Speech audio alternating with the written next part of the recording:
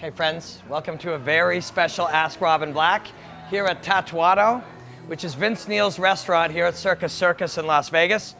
And this is Vince's private room that they let me have, because it's been a bit of a dream week this week at UFC 209, so we should probably do it here. Kind of a boyhood dream to hang out in Vince's room. I'm a dork. Come on in. Pretty cool. So we will just hang out and chat here.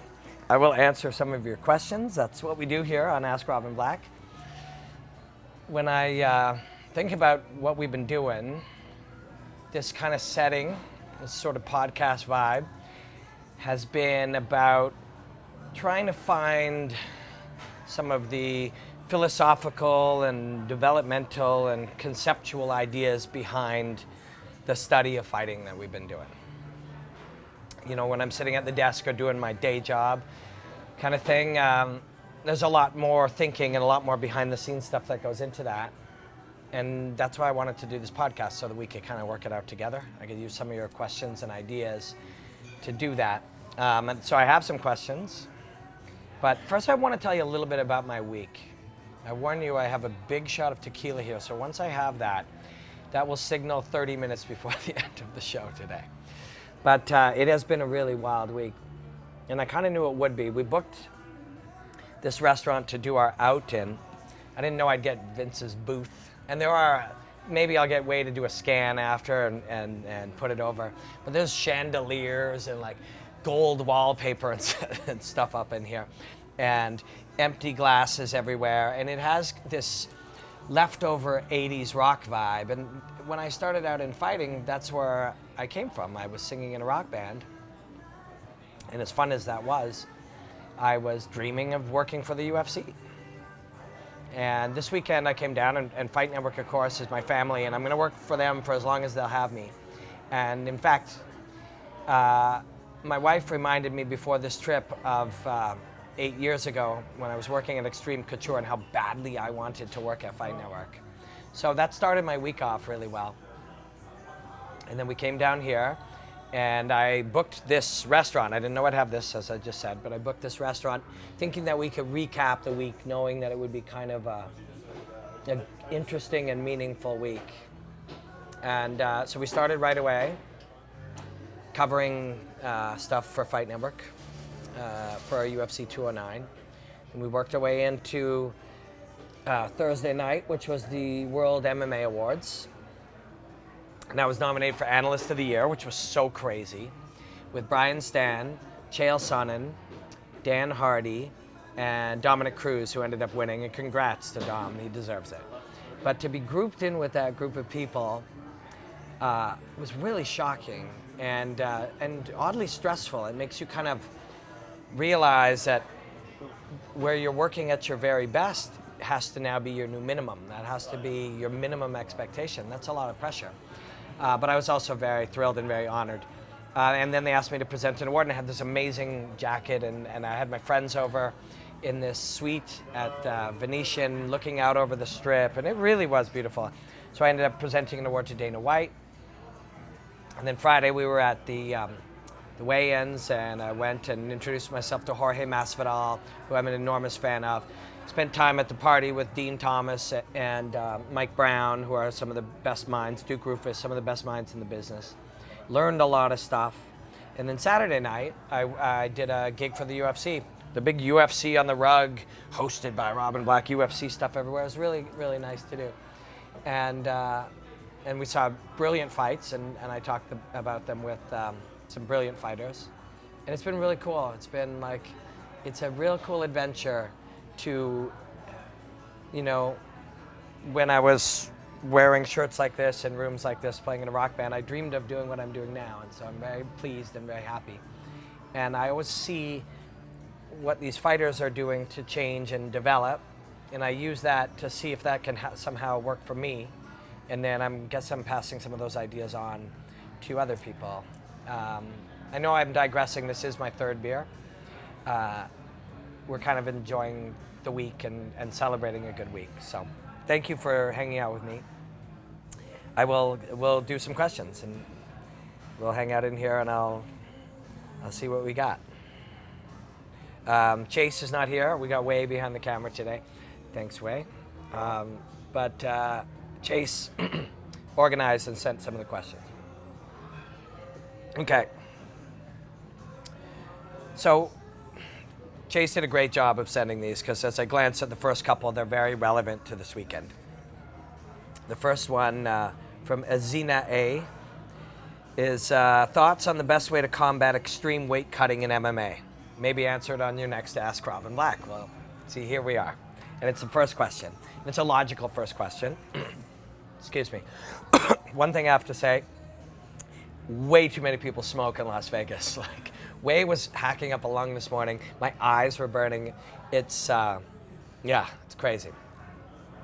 So weight cutting. Now, I want to talk about weight cutting, but I want to do what we've done a lot here on this show, which is see what larger themes we can pull from it.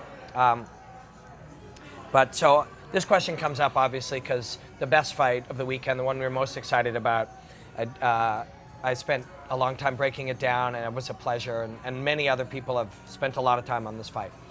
Fans from all around the world probably flew here for this fight, something Ramdeen pointed out to me in 5 rounds today that I realize now. And a lot of people were very disappointed. And what happened?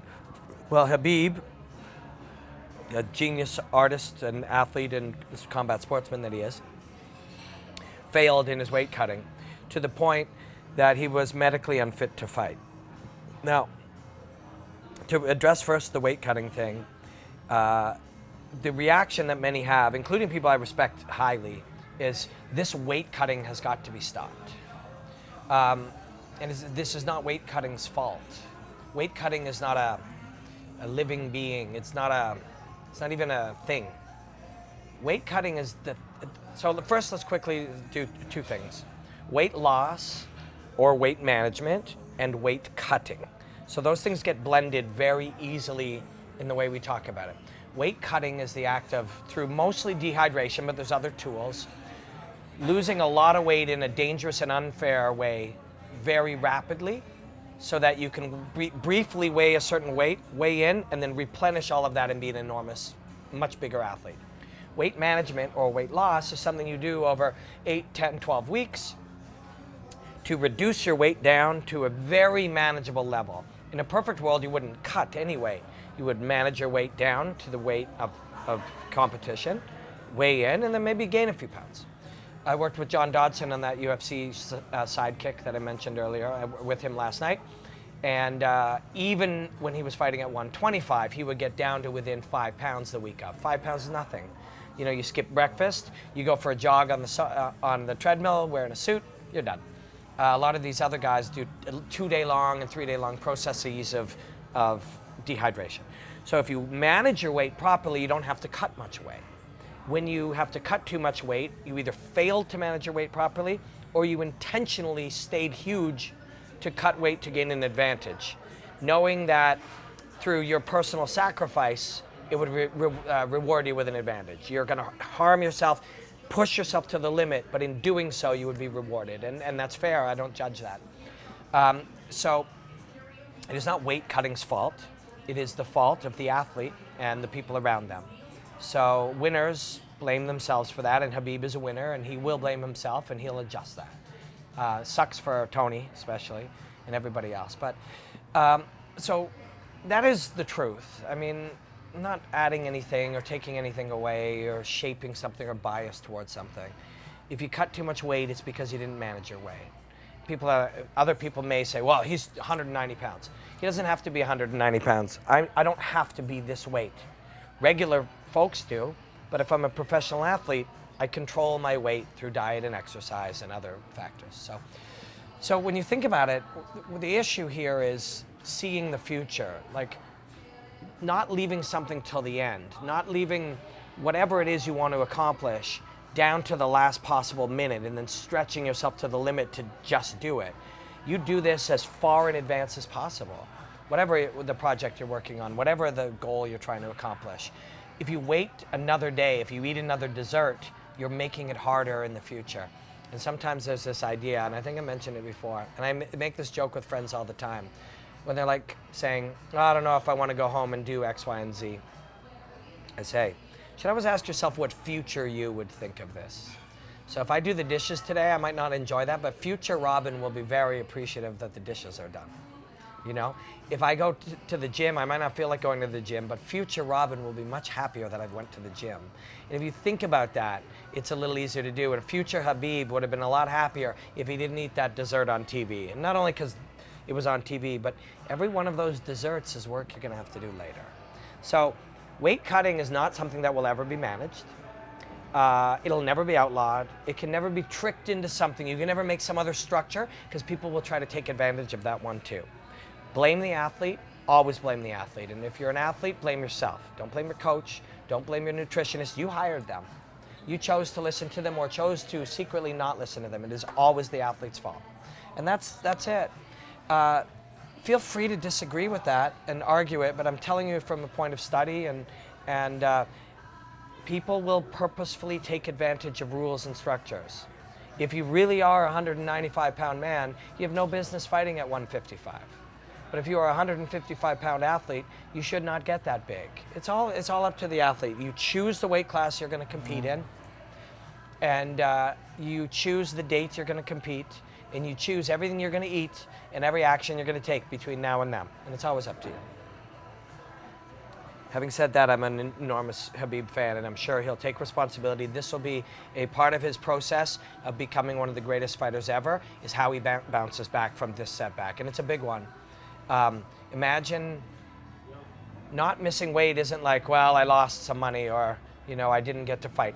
Everything of the reality of this branch of where your future is going is gone. You make weight. So let's go back. This destination is something huge, I'm going to say, and we'll go back a number of steps. Making weight, going back a number of steps, the dessert you ate here, the workout you skipped, the planning you did, it all goes back. And what's the ultimate goal? You're in a stadium.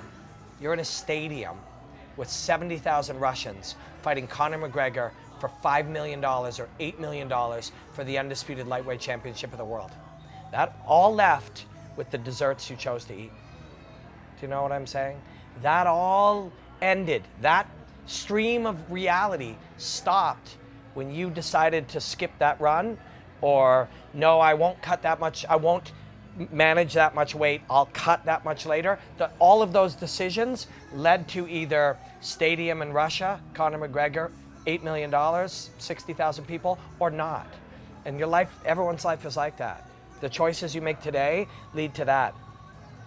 I've had a really great week, and I'm not bragging, I'm sharing. But we're sitting here in Vince Neil's thing. I was giving an award to Dana White, and I'm doing a cool show and stuff, and I'm really happy about that. But if I do stupid things from today forward, it'll never happen again. Anywhere that might be out in front of me, all requires me to make smart choices and do quality things and learn things and work hard and stuff, you know, and it's all connected, and you have control over all of it. And you increase your control over all of it by getting better at assessing yourself and managing your impulses. And to me, it's all so obviously in front of me with Habib on the scale. It's a microcosm of the choices you made 10 weeks ago compared to what's possible in 2 years. But it's his life. And the value of what he may have learned from this experience could lead to him being the greatest of all time. So it's never failed. Maybe the fork wasn't the stadium here. The fork was through the failed weight cut, understanding what you did wrong, which changes the way you think, which makes you a better fighter, which then leads to this thing. And, you know, it's never over. It's never over. It's just another step. Let's take another one. This is cool. Good job, Chase. At Dylan Max S. Robin Black, we know you didn't hate that main event. Smiley face. Is this outcome inevitable with Styles, particularly Wonder Boys? Okay. So a couple things. One is I would ask you to go watch 5 rounds. Me and Ramdeen talked a lot about this today. But I will recap what I was thinking today, and with part of the fun is working these kinds of things out. But what you watched was a beautiful contest, because what you watch every time elite athletes who have dedicated their life to something meet is a beautiful contest. Every time, every single one.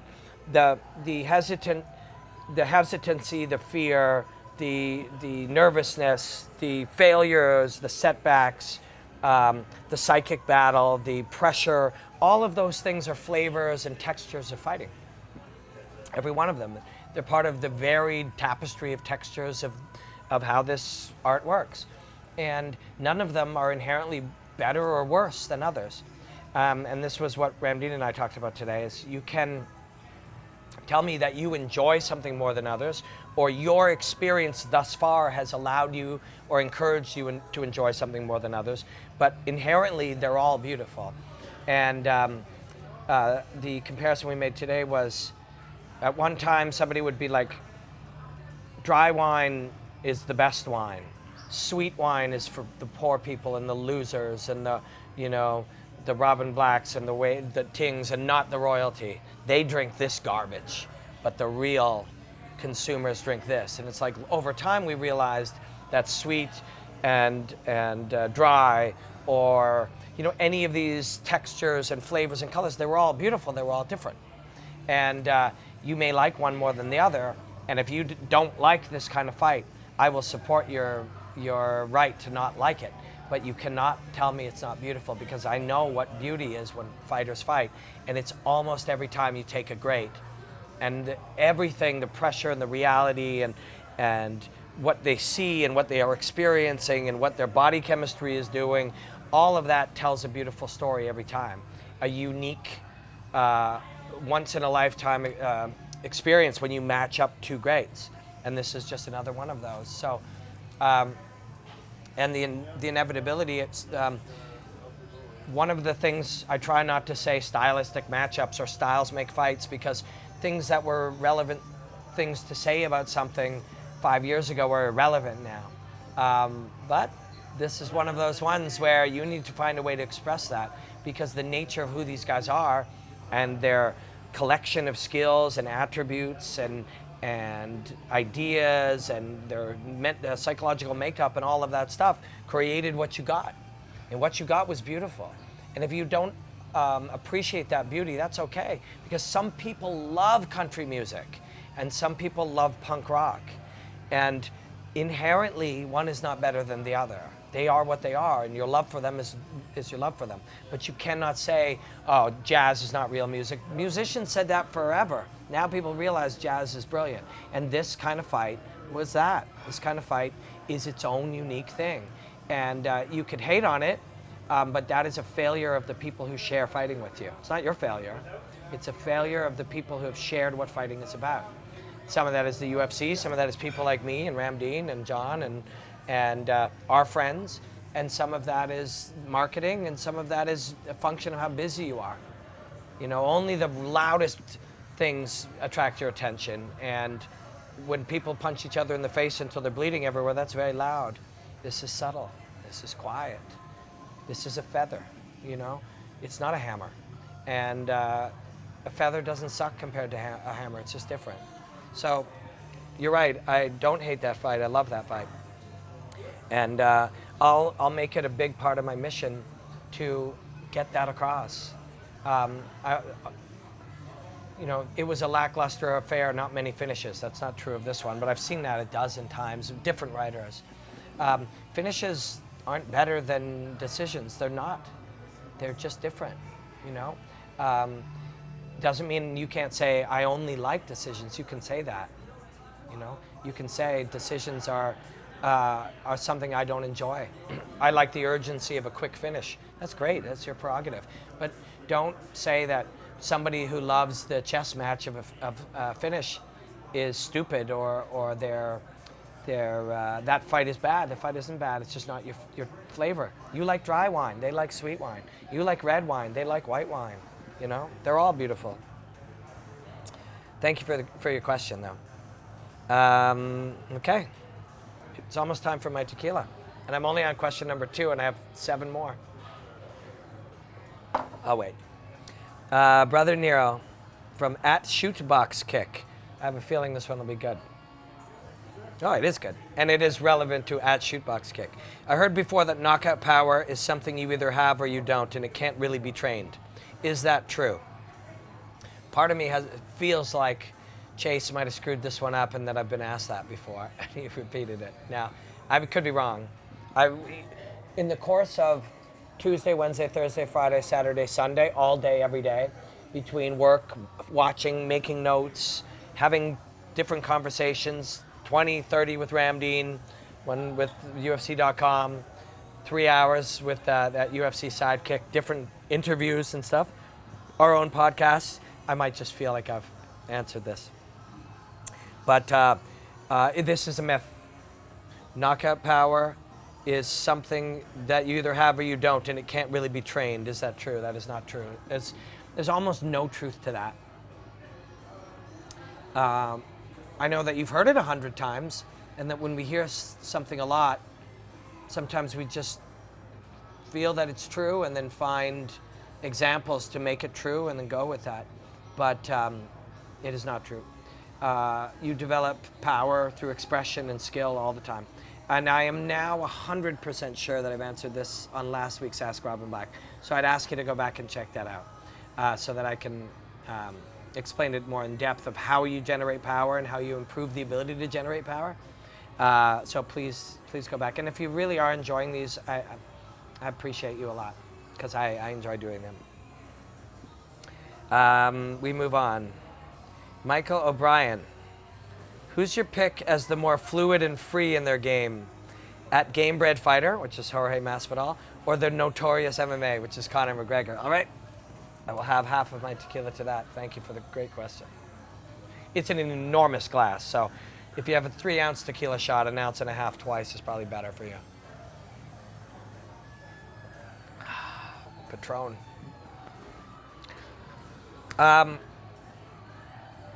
Okay, who is more fluid and freewheeling? Now, there's a big tendency, and this is a logical thing to do. So our audience, I mean our audience here at Fight Network, but I also mean the fight audience.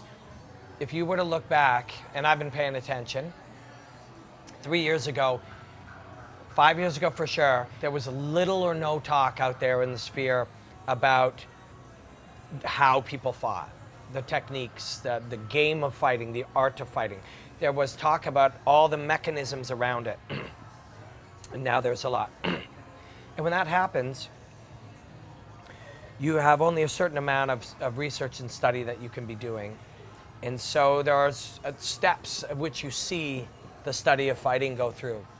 And one of them is a categorization. This guy's got he's a volume puncher. This guy's an outside fighter.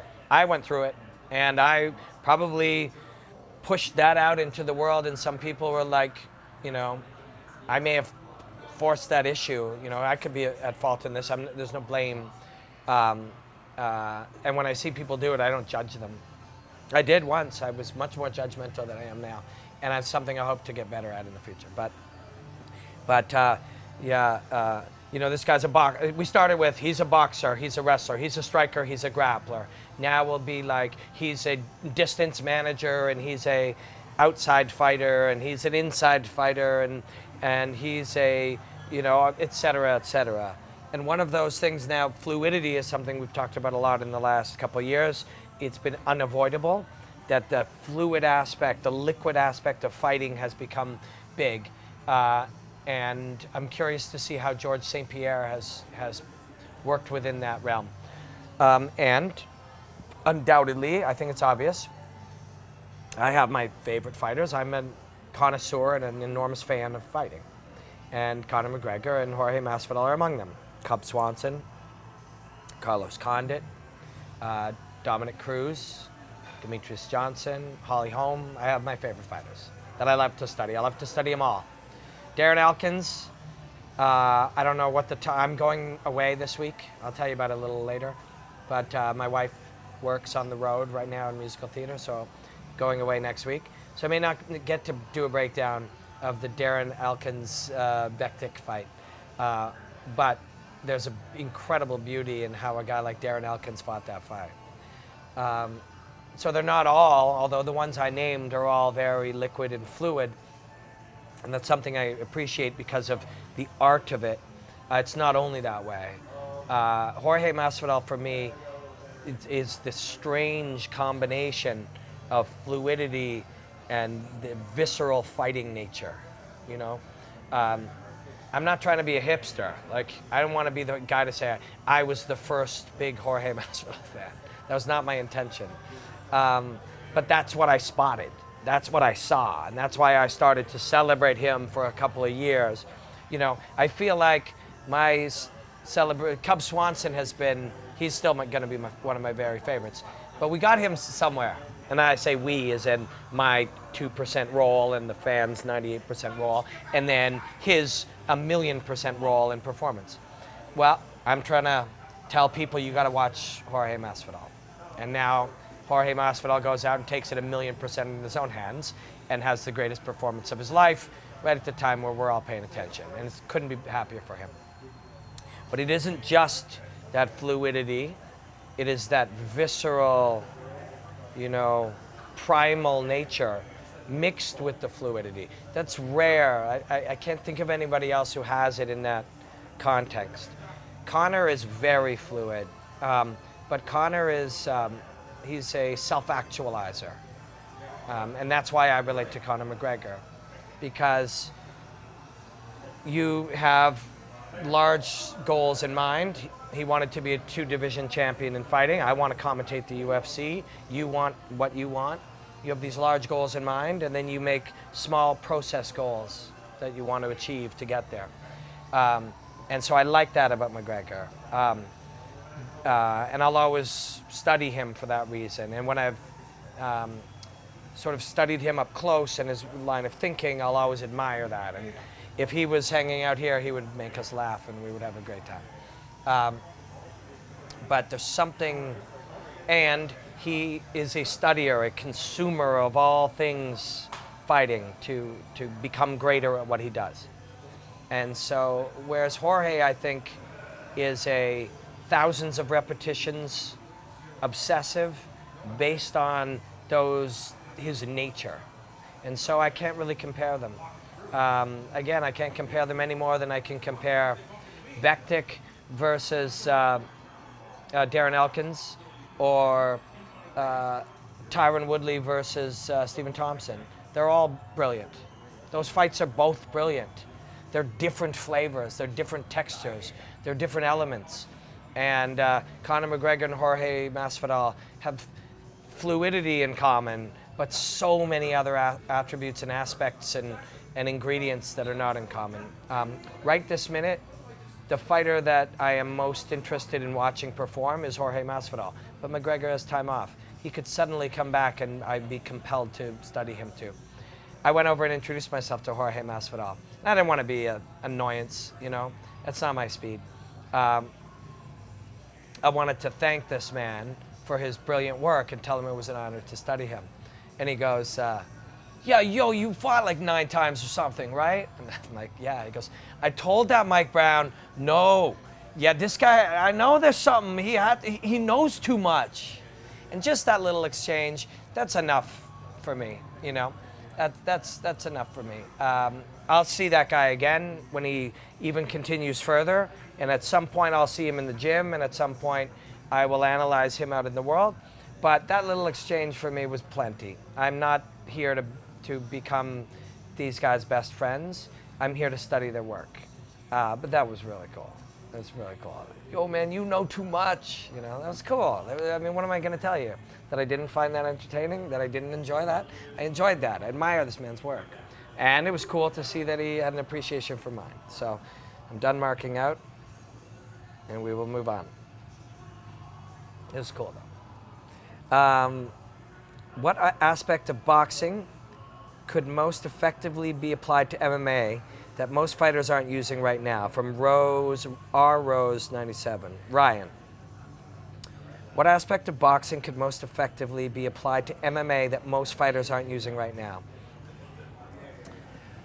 Well, that's very interesting, because right away I start to think about, my first thought is, well, there's so many, because boxing, I went in, I was doing some training with Coach Angelo Reyes yesterday morning. And I love training with Coach Angelo. There's a lot of brilliant coaches, and they all have different perspectives.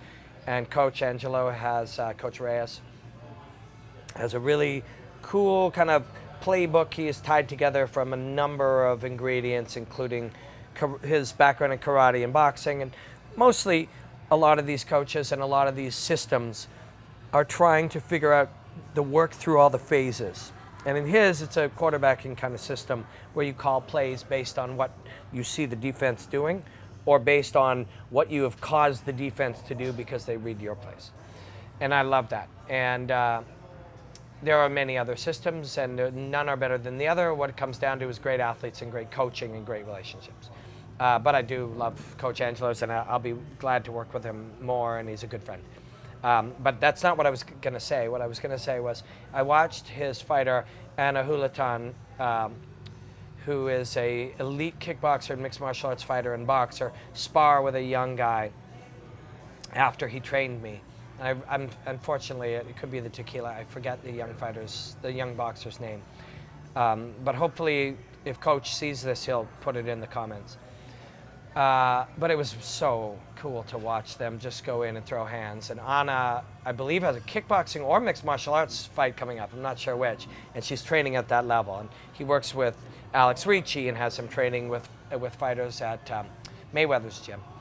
And so I could pick out choices of the boxing techniques, you know, and there were different layers and levels of them that I was seeing being played with in there, and you start to think about how and where we could add any one to MMA, but I don't think it's the one or the two techniques so much as the training techniques. So could we use an uppercut different? Could we angle an uppercut different? Can we fight inside differently using some of the concepts of inside fighting from boxing? Sure, we can do any of those things.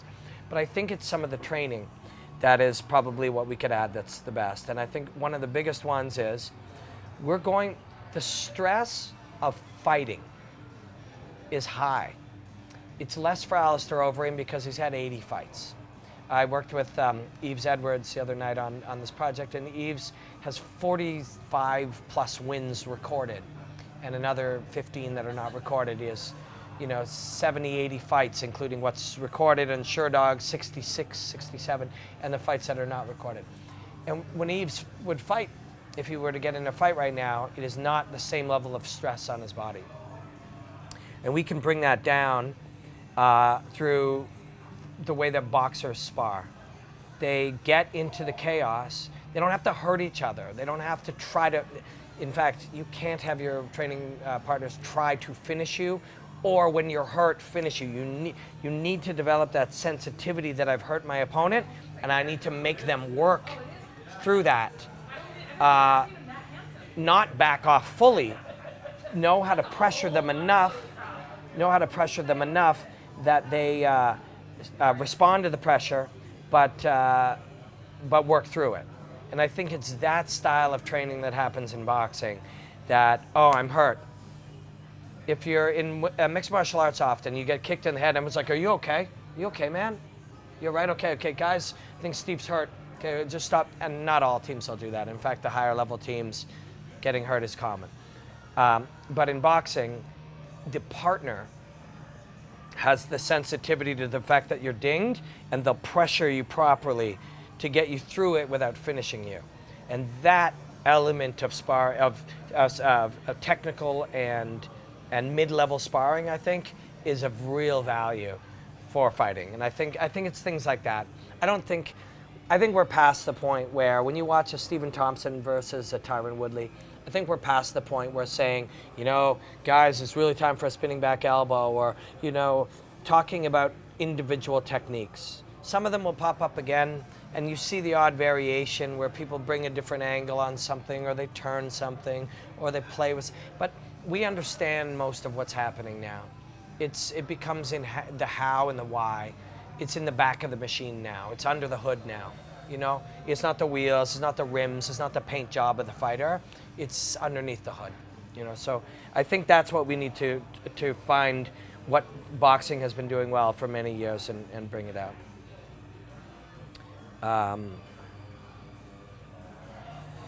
So a couple more. Thanks for hanging in here with me. It's a real pleasure. It's really, to wrap up the week, being able to document some thoughts like this and share with some friends how much fun it's that I've had. Wei and Bobby and John and my friend Kareem and his fiance and a few other friends, we all got together for that awards show, and had this beautiful jacket on it made me feel so good, and I was around all these cool people who said such nice things to me. And we're going to go back to work next week, and we're going to go back, not next week, I'm going on vacation, but we're going to go back to work after that, and it'll be 60-hour weeks at the cubicle, digging in, studying things, working hard, doing the hard work, and I'm happy. That's what makes me happy. And it could be 10 months, it could be 2 years, it could be 3 years, it could be never next time that we get this kind of little momentary rewards or little chances to stop and look back. Mullins, who I do the Mentality podcast with, so I was like, you need a second to pat yourself on the back, but then you have to move on. So my instinct would be, well, why don't we just skip the second to pat yourself on the back? Let's go. Let's do the next thing. Let's go further. Let's go deeper. Let's carve through more layers. And but he says it's important, and I feel like I'm doing that with you guys here. And that's really cool. In what ways can teaching martial arts, like Wonder Boy does, help a fighter refining their skills? Ooh, that's good. That's a great question. Of course, it's from Akosombo, who at the Akosombo, Akosombo. Follow him or her. I don't know who that is. Cheers to you, Akosombo. Because Akosombo comes up with some fantastic questions. They're very philosophical, and on some level, and you can't rush these things, but you're going to study the nuts and bolts, and you're going to study the X's and O's, and you're going to study the ABCs. Then you're going to study the do-re-mi's. And the do-re-mi's are where things start to get a little fluid and spiritual and artistic. And you're going to study yourself. It's fighting. The study of fighting is the study of these fighters. And then you're studying what these fighters do. And when you do, you see that they're studying themselves. And that's one of the differences between them and many of us. And it's one that we can spot and one we can work on. But this ties into that abstract thinking that I'm doing there, where teaching can really help that. And it's a weird thought, because if teaching helps, you want to teach, but you don't want to teach until you have enough to teach, until you've learned something. You go into teacher mode right away, and you get out of student mode, and you've stunted your own growth. You'll get some value because teaching gives you value, but being a student gives you the most value. And a Wonder Boy teaching kids, going through these mechanics, and people use 10,000 hours, and it's been misused, but we can use it as an analogy, that to repeat something 10,000 hours makes you perfect at it if you do it properly with real feedback and real commitment to it. And after 10,000 hours, what's the next? 100? 100,000? Well, you're not necessarily going to be able to do that, but you can do it through teaching.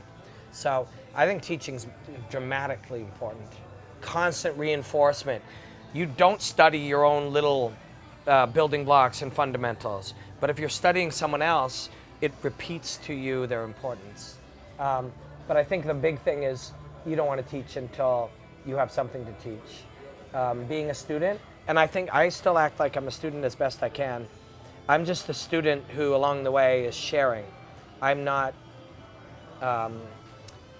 necessarily trying to educate, I'm trying to documenting this path.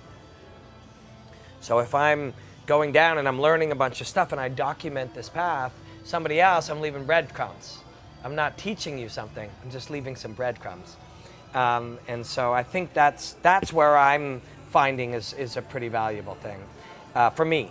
It's also breadcrumbs. You can go back. I don't go back and watch these, but if I did, and I will, I guess now that I've thought about it and said that out loud, I will one day. I'm going to be very curious to see where I was thinking at the time.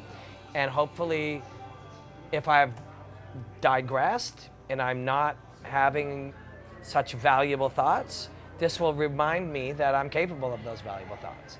Or if I can be lucky enough to go further, I'll look back and go, I could have never got to this line of thinking without going through this line of thinking. So I think they might be breadcrumbs for me too. It's very interesting. I really appreciate your question, man. I think I'm going to wrap it up.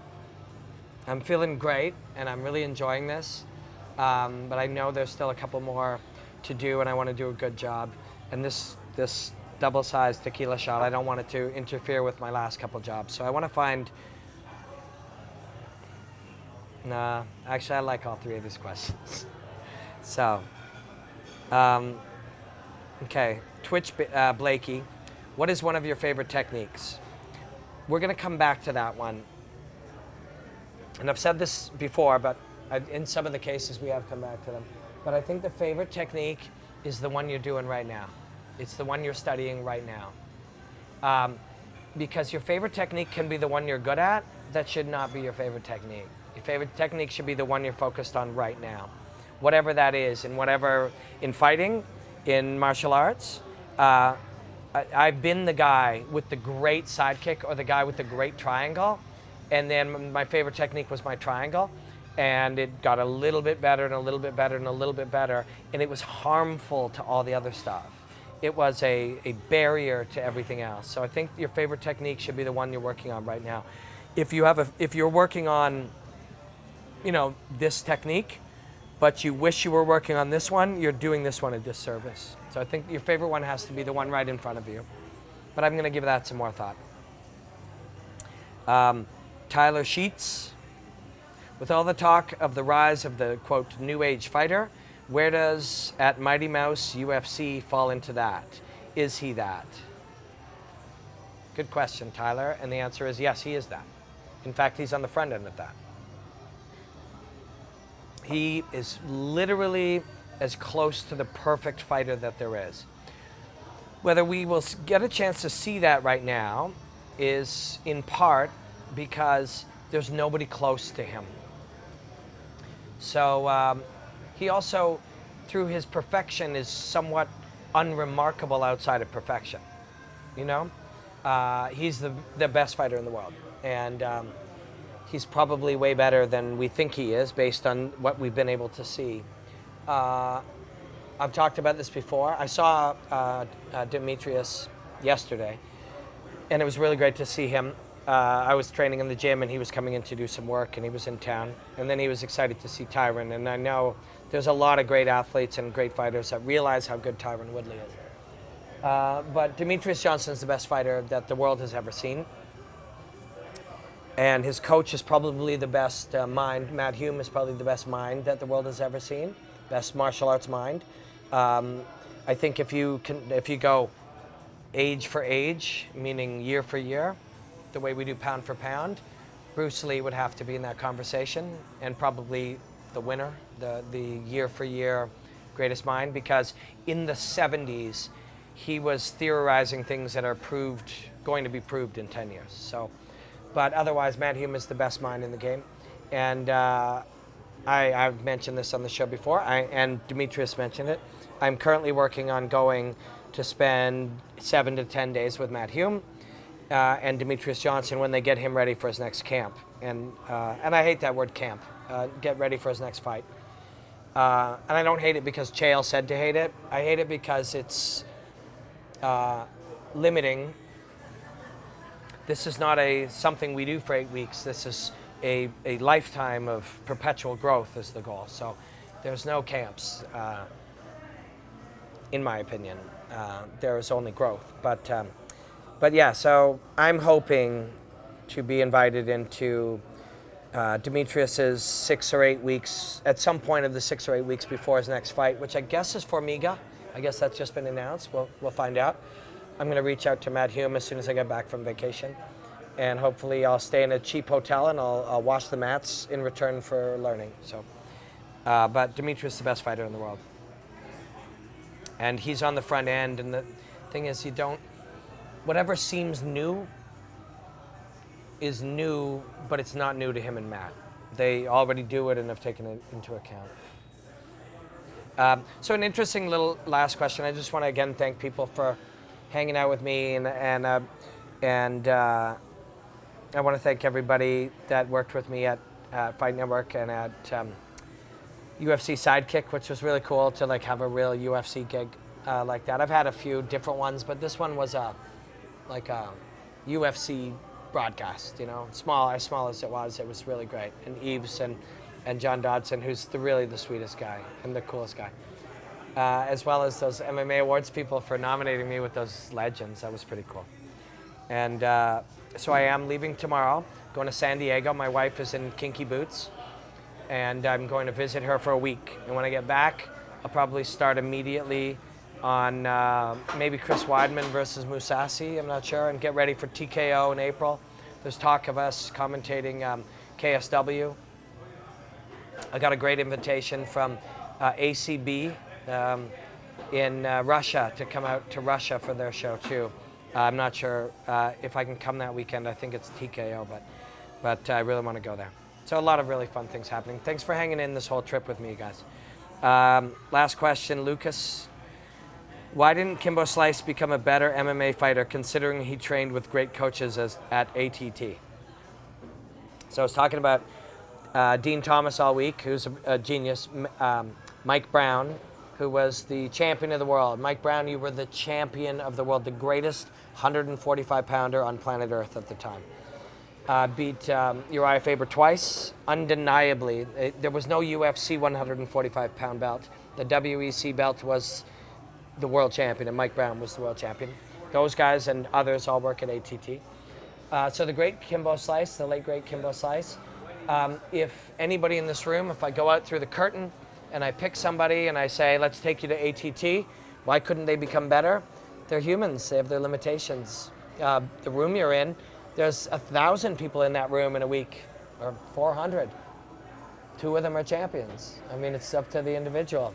You can work with all the best coaches you want, whether you're Kimbo Slice or anybody, me, you. You can go in, I'm going to work with the best coach in the world. You still have to learn. You have to focus, you have to study, you have to outwork everybody.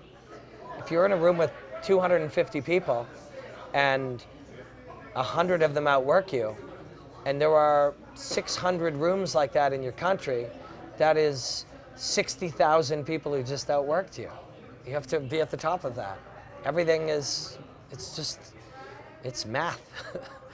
Kimbo Slice achieved what he was going to achieve.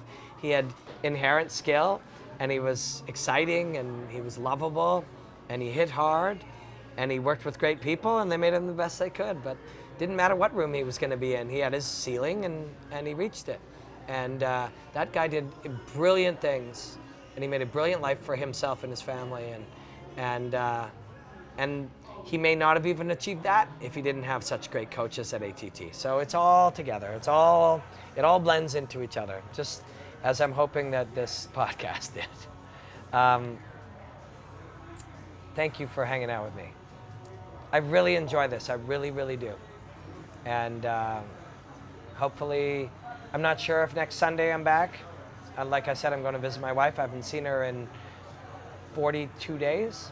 So if I'm back next Sunday, we'll do another Ask Robin Black. And if I'm not, it'll be 2 weeks from today. Black out.